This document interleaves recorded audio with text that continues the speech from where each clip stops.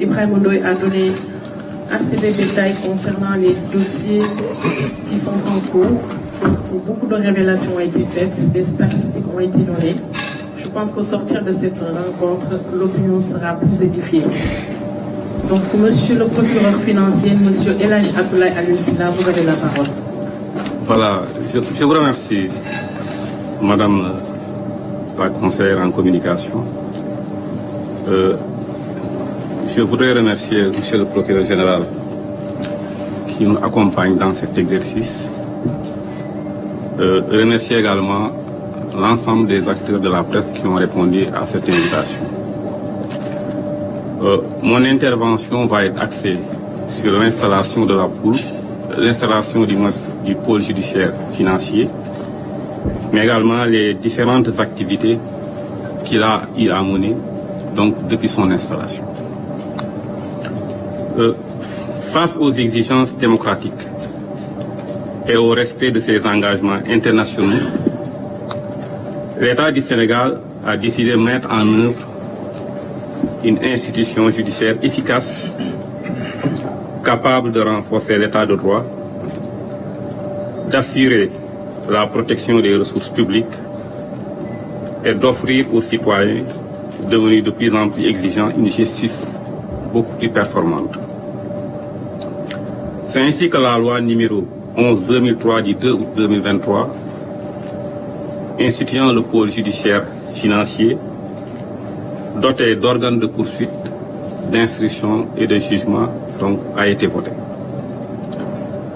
Ce pôle a pour mission la poursuite, l'instruction et la répression des infractions à caractère économique et financier, comme le blanchiment de capitaux, le financement du terrorisme, la corruption et les actes assimilés, sans oublier les trafics de tout genre.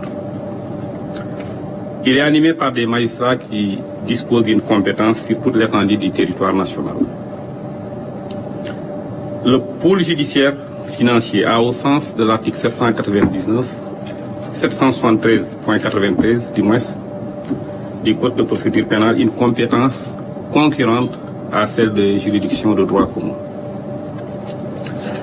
Mais il a également une compétence exclusive pour la poursuite des infractions à caractère économique ou financier prévues par l'article 677-94. Depuis son installation, le 17 septembre 2024, le pôle judiciaire financier a ouvert plusieurs enquêtes. Parmi ces enquêtes, certaines ont été confiées à la section de recherche de Dakar et elles seront bouclées d'ici la fin du mois d'avril 2025. Il y en a une qui a été confiée à la section de recherche de Thiès. Au moment où je vous parle, il y a des personnes qui sont gardées à vue. La procédure est en train d'être bouclée en vue de déférer ces personnes mises en cause dans cette procédure. La section de recherche également de Saint-Louis a été saisie d'une procédure et les enquêtes sont en cours dans cette brigade. Il y a aussi des enquêtes qui ont été confiées à la DIC. Je dois dire que la plupart de ces enquêtes ont été bouclées et les procédures ont été transmises au parquet qui a saisi les juges d'instruction. Cette unité, je veux parler de la division des investigations criminelles, a également été saisie pour ouvrir des enquêtes sur l'audit du rapport de la Cour des comptes portant sur la gestion des finances publiques de 2019 au 30 mars 2024. Donc la saisine a été faite hier. Les enquêtes qui ont été ouvertes ou transmises au parquet financier ont abouti à l'arrestation de 262 personnes impliquées dans 292 dossiers répartis ainsi de suite. Il y a eu 142 procédures venant des unités d'enquête,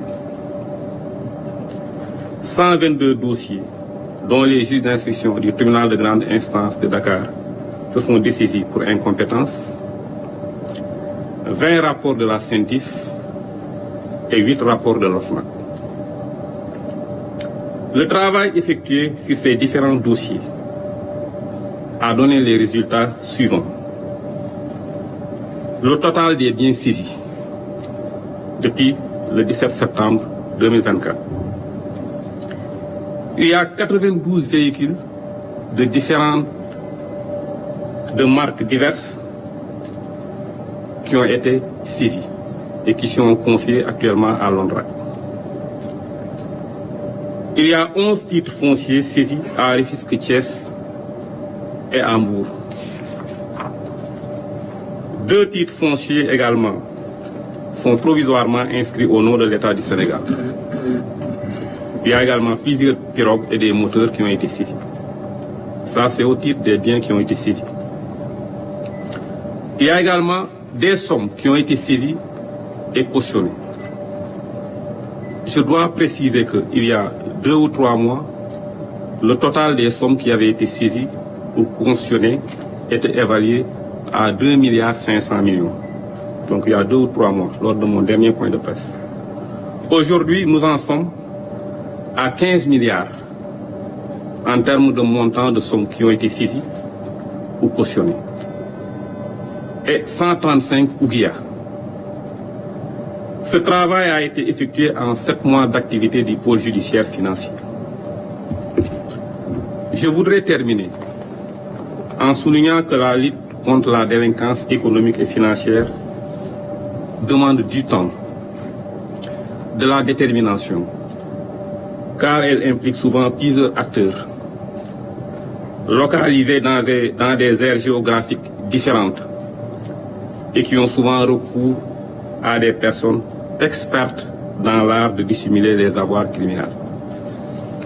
En effet, lorsque dans une procédure sont présents des éléments d'extranéité, les magistrats instructeurs sont obligés de délivrer des commissions rogatoires internationales dont ils ne contrôlent pas les délais d'exécution. Celle-ci étant l'œuvre de magistrats étrangers qui accomplissent ce travail accessoirement à leurs obligations professionnelles. En dépit de toutes les difficultés, la lutte pour la sauvegarde des deniers publics sera menée de façon rigoureuse, dans le respect de la présomption d'innocence, des droits de la défense et des prérogatives de chaque acteur judiciaire. Je vous remercie.